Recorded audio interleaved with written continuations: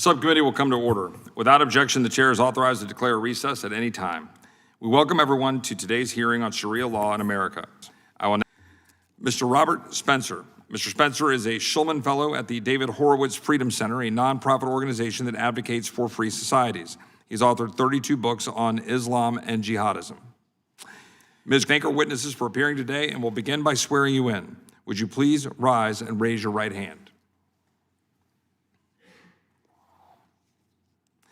Do you swear or affirm under penalty of perjury that the testimony you are about to give is true and correct to the best of your knowledge, information, and belief, so help you God? Let the record reflect that the witnesses have answered in the affirmative.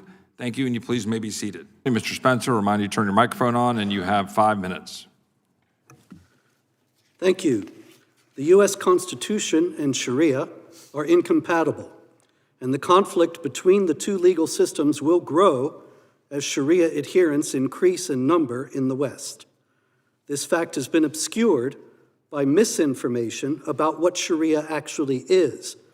When the city of Keller, Texas, scrapped an anti-Sharia resolution in January 2026, the Hamas-linked Council on American Islamic Relations, CAIR, stated that like canon law for Catholics and halakha for Orthodox Jews, Sharia refers to the rules that Muslims follow, including praying 5 times a day, fasting in Ramadan, giving in charity, and following the laws of the land in which they live. If that were really all that Sharia were about, no reasonable person would have any problem with it. CAIR doesn't mention, however, that Sharia is inherently political, supremacist, expansionist, and violent. Far from being the Islamophobic conspiracy theories of CAIR's imagining, these are facts that Muslim authorities on Sharia openly attest. Reliance of the Traveler, Umdat as-Salik, is a classic manual of Islamic sacred law, that is Sharia. In 1990, Dr. Taha Jabir al-Awani, president of the International Institute of Islamic Thought, as well as president of the Fiqh Council of North America, stated that this Sharia manual was useful as a textbook for teaching Islamic jurisprudence.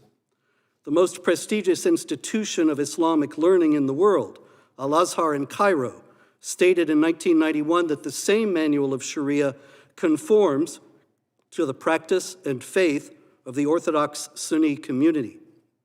We read in this same guide to Sharia that jihad means war against non-Muslims and that it is a communal obligation upon the Muslim community.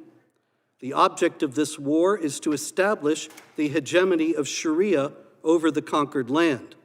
For non-Muslims, this means an institutionalized, highly codified second-class status that denies them basic rights. Non-Muslims living under Sharia must pay the non-Muslim poll tax, jizya, that is specified in the Quran, verse 929. This religion-based tax is designed to indicate, as the renowned Islamic scholar Ibn Kathir explained, that the non-Muslims who are paying it are disgraced, humiliated, and belittled. The non-Muslims in this state of disgrace and humiliation are not allowed to build new houses of worship or repair old ones, so their communities are in a perpetual state of decline. They are forbidden to make any public display of their religion. They're relegated to the most menial jobs in society, for they are forbidden to hold authority over Muslims. If they say anything critical about Islam, Muhammad, or the Quran, they're liable to be put to death. From all this, it is clear that Sharia is not simply Muslim personal religious law. On the contrary, Sharia-based legal and civic institutions are contrary to America's founding principles and violate federal law and the Constitution in numerous particulars. The death penalty for mentioning what Reliance of the Traveler terms as something impermissible about Allah, the Prophet, or Islam, that is blasphemy, is directly at variance with First Amendment freedom of speech protections. The Islamic imperative to establish the hegemony of Sharia as the law of the land, as in today in the Islamic Republic of Iran, Afghanistan, and elsewhere, is obviously at variance with the First Amendment principle of non-establishment of a religion. Even in its personal aspects, Sharia does contradict U.S. law. The Quran states that a man should beat a woman from whom he fears disobedience. That's chapter 4, verse 34. Domestic violence is a crime in U.S. law, but it is not a crime under Sharia. And we have the example of what happened in Britain. Britain began establishing Sharia courts several years ago with the understanding that cases that came under the purview of British criminal law would be referred to the British criminal courts.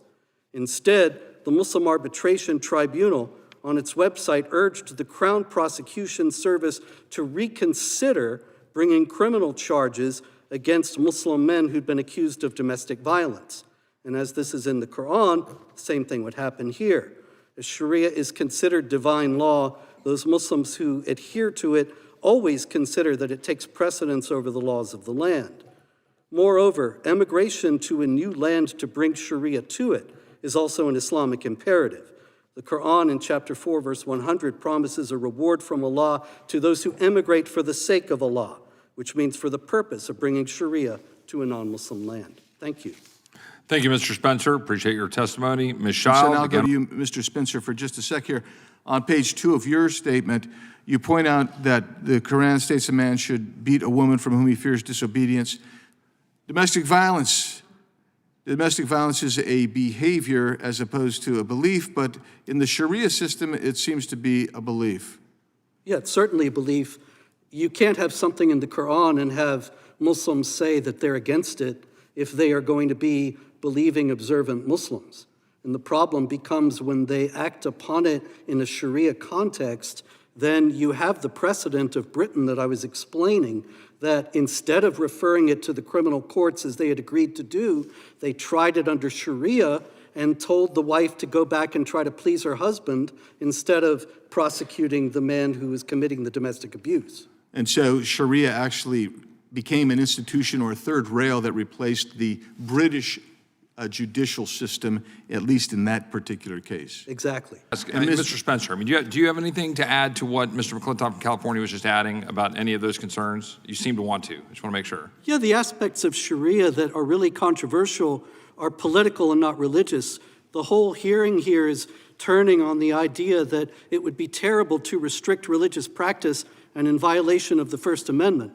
But the difficulty here is that Sharia, in all of its forms and wherever it has been implemented, has been political and not just religious. Oh, agreed. And has been supremacist and not just egalitarian. There's no Sharia state where non-Muslims enjoy equality of rights. If I could reclaim my time, I agree with you. There is a political aspect of it, but that is protected by our freedom of speech, our freedom to criticize it, our freedom to debate it, and our freedom to vote it down. Is that the way the system works? Well, I don't think that the freedom of speech is in play when you're talking about active efforts to subvert constitutional order and replace it with another one. That's the essence of it. I mean, obviously, you We all talk cannot, among ourselves. the classic thing of crying fire in a crowded theater. And so it's the same thing here. There are laws against subversion. There are laws against working against the constitutional order. And that's what's at issue here. Sharia is not really open to debate. Everywhere it's been implemented at Saudi Arabia, Iran, Afghanistan, Pakistan, Somalia, it's pretty much the same. Thank you, Mr. Spencer. Thank the gentleman from California. I'll now recognize the gentleman from Tennessee, Mr. Cohen. Thank you, Mr. Chair. I'm a little confused about this hearing. I think we all probably agree, I hadn't been here to hear everybody's agreement, but I think we all agree that Sharia law is not something that anybody would want to have to live under. It's oppressive, and it's religion that's forced on other people. But we've got a constitution already that's under attack, and the emoluments clause is being shredded, and the pardons power is being abused in such a way that it's people question whether we even should have a pardon power because it's not being used for the reasons by which it was put in the Constitution for unusual cases where justice wasn't served, et cetera. And it's being used as a transactional event. And we're talking about Sharia law. We've got so much to deal with, Mr. Chairman, with our Constitution and protecting it. The First Amendment, the Fourth Amendment was going on in Minnesota.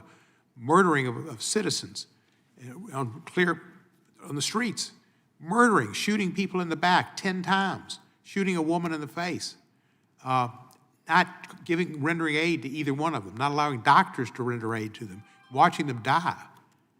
And those are constitutional problems. And we're talking about Sharia law? I mean, this is not really relevant to this committee and what's going on in America today. There's so much we could be dealing with concerning the Constitution and protecting America. White Christian nationalist ideology has been put forward. One of the gentlemen here said something about, what was it, the certain, it might have been you, Mr. Spencer, something that the group put forward as their plan for the future, some publication or some ideology. Did you mention that? I don't know, you might be referring to the explanatory memorandum, which is, I didn't mention, but it's a captured internal document of the Muslim Brotherhood detailing its program for the United States, where it says the brothers must understand that their work in America is a kind of grand jihad in eliminating and destroying Western civilization from within and sabotaging its miserable house by their own hands and the hands of the believers, so that Allah's religion is victorious over other religions. Right, that's I pretty would much suggest that just saying that we got other sir, problems I've got the floor. doesn't make that one go Sir, away. I've got the floor. You're not Pam Bondi. Sorry? I say, I've got the floor. You're not Pam Bondi, if you know, really. That's what I was getting at. And what you're talking about sounds like a Middle Eastern version of Project 2025, another type of manifesto to take over and do all these things and to control our government and to turn it around on its head. We should be looking at Project 2025 and what they plan to do to this country and what they're doing to this country. This is not the country that Jefferson would have known. It's not the country I've known. It's not the country that I think our Constitution foresaw. And none of this seems relevant. And it seems like Will the gentleman kindly yield? Yes, sir, please. Thank you to the distinguished gentleman from Tennessee. There was a mass murderer in Norway who went on an anti-Muslim rampage and killed 69 people. You'll recall his name was Anders Breivik. And he denounced Norwegian politicians as failing to defend the country against the Muslim takeover. And I raise it because I want to introduce this article from the New York Times. He invoked your work, Mr. Spencer. You're probably aware of that. You probably know about this New York Times article that he frequently quoted Robert Spencer, who operates the Jihad Watch website. All of which goes to, I think, demonstrate the point I was making before, that fanatics can take up any ideology, religious or secular, and use it to commit horrific crimes, all of which to me would suggest that all of us should be careful about whether we're speaking up for general principles like the separation of church and state and against religious fanaticism of every kind, or whether we're trying to demonize and vilify a particular group. I don't know if you have any response. Well, yeah, in to that terms New of York Times demonizing and vilifying, obviously this would be an example of it, because Anders Breivik quoted me, yes.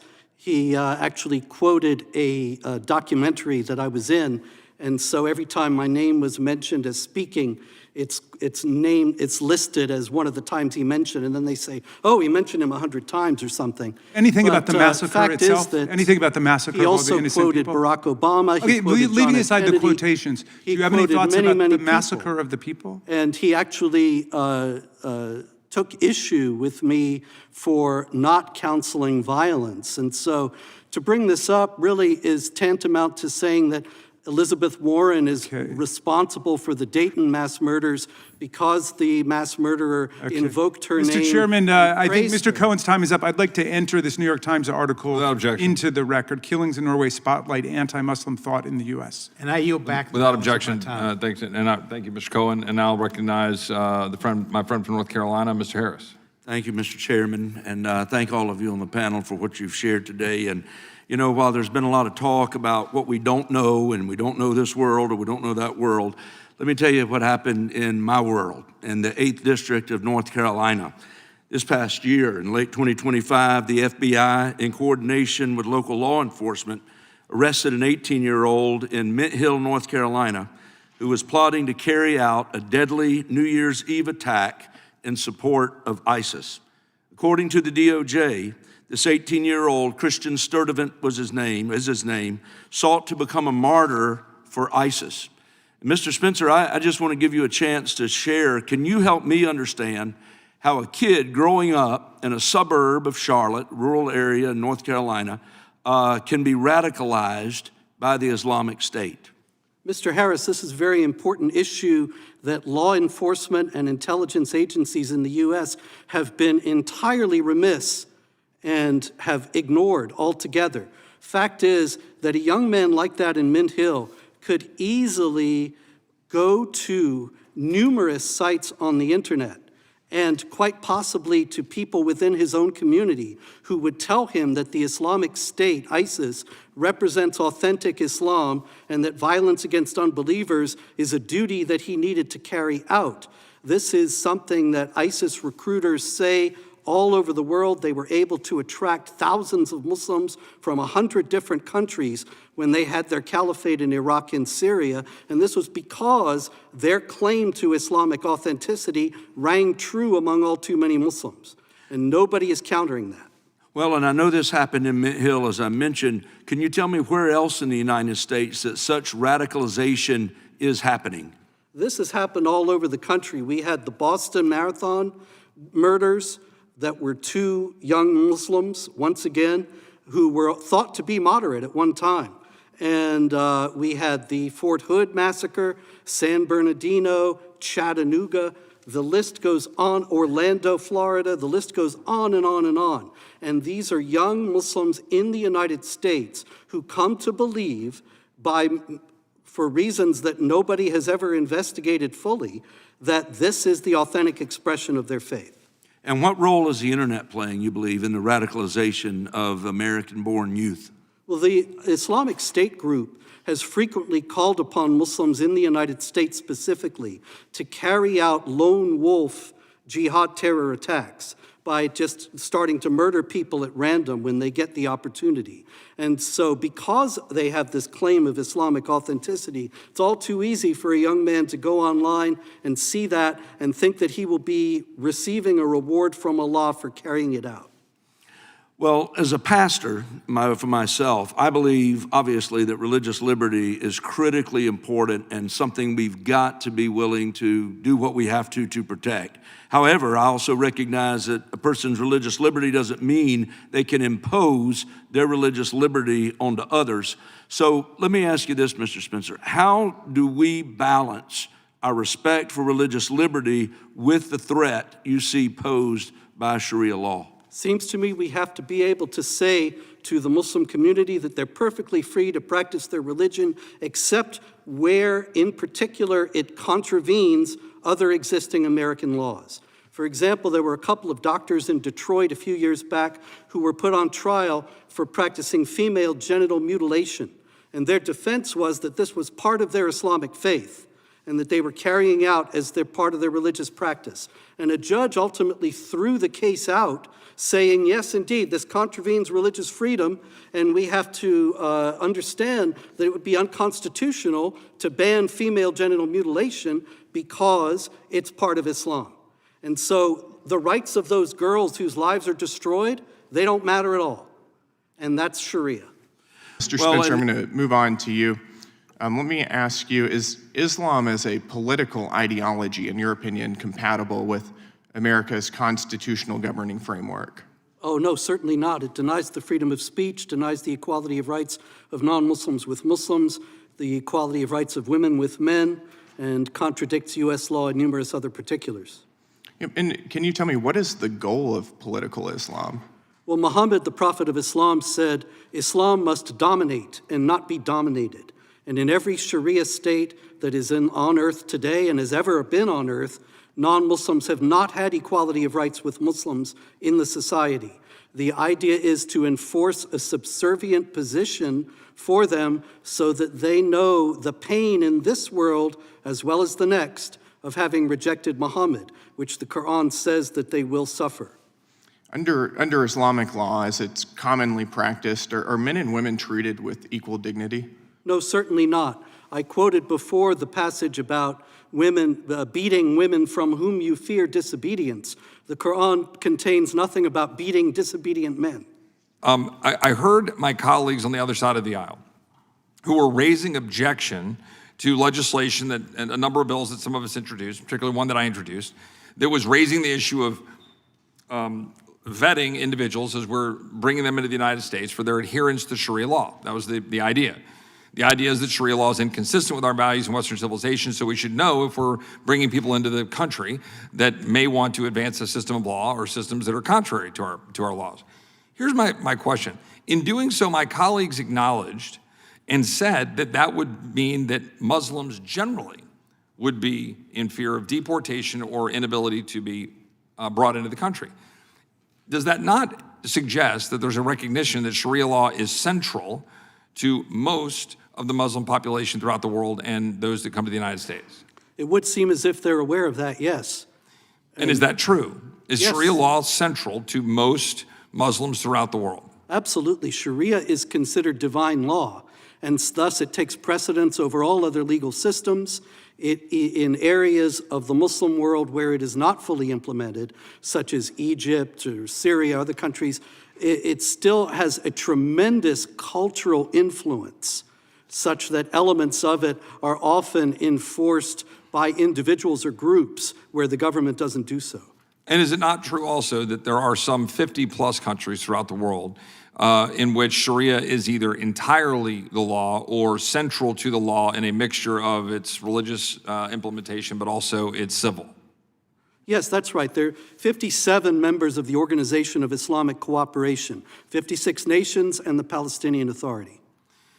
Is it also not true that when we're talking about the advance of the Islam population, or the population of Muslims that adhere to Islam in this country, that it is not also true that there is significant funding by groups and organizations to push that, including Sharia, into the United States? Oh, there's no doubt whatsoever.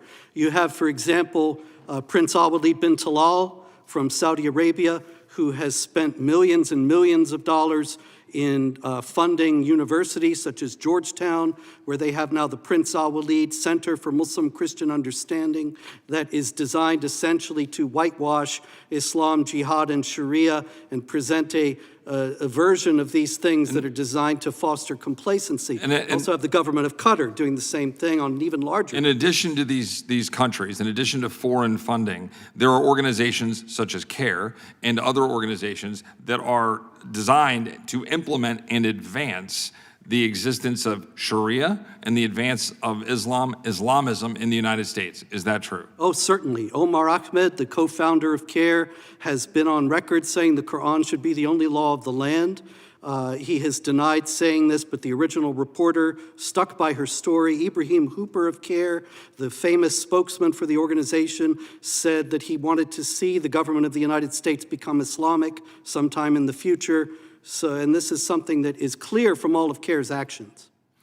And would it be safe to say that the goal of those organizations, and the Muslim Brotherhood, as my friend Mr. Gill said, also from Texas, that the goal of those organizations in advancing Islamist movement in the United States, that the goal is for the Western hemisphere, for the Western civilization, the United States, and Texas as ground zero, to become Islamic? Oh, there's no doubt about it. That's very clear from the explanatory memorandum of the Muslim Brotherhood, saying that the goal is that Allah's religion is victorious over other religions, and they're working toward eliminating and destroying Western civilization from within. And all the non-Muslim apologists for Sharia that we see are indications of how successful that effort has been. One last question, I'm over my time, then I'll recognize the gentlelady from Wyoming. Is that not inherently political and not just missional? In other words, not just saying, hey, we would like people to know Allah and to know the teachings of Muhammad and Islam, as much as a Christian might want to advance the mission of Christ, but that it is political in ideology and in effect. There's no doubt whatsoever. This is all about political power. Nihad Awad, the executive director of CARE, has made that quite clear in repeated statements speaking about increasing the number of Muslim congressmen, getting Muslim senators, and increasing Muslim political power on that basis. I thank the gentleman. I will now recognize the gentlelady. Okay. Now, Mr. Spencer, you were cut off before. I'm going to give you just a few minutes. Is there anything you wanted to say that weren't able to say when you were cut off? Be honest with you, I don't remember when the last time I was cut off was, so. Okay. I'm from Wisconsin, and in Wisconsin, we have a military base called Fort McCoy. And there are a huge number of people who, on very short notice, inundated Fort McCoy. Eventually, federal prosecutors charged a couple of the Afghans who were there with serious crimes, sexual assault of a minor, committing domestic violence. I felt in any event that these incidents underscored how inadequate vetting happened before all these people were put in Wisconsin. But in any event, do you know about how many Afghans did the Biden administration bring to the U.S.? Oh, I believe it was about 85,000. I'll help you. My cheat sheet here says 200,000. Is that Okay, I'm sure that that's much more accurate. In any case, vetting was essentially non-existent. These were people who were, for the most part, not people who helped us in Afghanistan, but that was by the acknowledgement of Alejandro Mayorkas, that they were people who didn't have the special immigrant visas that were given to people who aided us there. And what's noteworthy about the people who were arrested at Fort McCoy is that they said they didn't know that they were violating American law when they molested these young people, because what they did was legal in Afghanistan. And that is an indication in microcosm of the dangers of bringing over Sharia adherent Muslims. They are adherents of a legal system and a cultural mores that are radically different from American law, and if we allow this, they will strip protections from all kinds of people who will be their victims. Okay. This did have serious and tragic consequences, didn't it, by not vetting these folks? I'm sorry, I didn't catch that. This did have serious consequences, not vetting these folks? Absolutely. Well, that's one example, is the Afghans who were arrested at Fort McCoy, but there's also the fact that ISIS, as well as the Taliban and Al-Qaeda, are quite active in Afghanistan. So you bring over a lot of Afghans without any vetting. You're bringing over almost certainly ISIS, Al-Qaeda, and Taliban operatives who believe that they have a responsibility before Allah to wage jihad in the infidel land. And that's going to be something we're going to be seeing the consequences of for years to come. Okay. What can Congress do to strengthen laws to prevent this type of mass importation of unvetted aliens? Well, for one thing, vetting would be in order. And that needs to be intelligent and thorough, comprehensive vetting. That is not just, are you a member of a terrorist group, which is what it's been for years, but something, questions that are much more specific, that will tease out attitudes and then make it a deportable offense to lie when you're answering these questions. Okay. Any one of the three of you on the right side of me, are we right now actively tracking instances of Sharia law and the patterns of places where it's most prevalent? If I Google it, am I going to find something on that? To my knowledge, the United States government is not doing that whatsoever. The Center for Security Policy attempted that a couple of decades ago, basically looking through Louisiana appellate cases. They're able to find dozens upon dozens. I've been trying to monitor it. It is very difficult to monitor because first of all, arbitration tribunals are not reported. Most district court cases are not reported at the state level. And properly using the search engines to tease out the cases at the state appellate level is tricky. The gentleman's over his time. Did the other two want to quickly answer that question since he addressed all three of you? But just quickly, do you know anything additional to add? That's exactly what I was going to say, that Okay. the U.S. government's not doing this.